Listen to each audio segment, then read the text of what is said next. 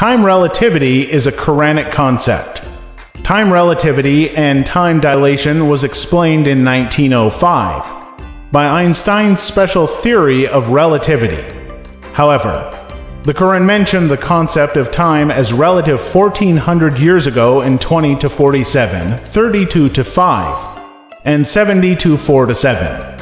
According to Albert Einstein, time is not a fixed and universal measure, but rather a flexible and subjective dimension that depends on the frame of reference of the observer. The Quran says a day may be as 1,000 years for one observer, while a day may be equivalent to 50,000 years for another observer, in a different frame of reference. While a certain time period seems long for one person, it may seem short for another. In 70 to 5 to 7, God said they see it distant, but we see it near. This is another verse where the Quran states that time is different for different observer.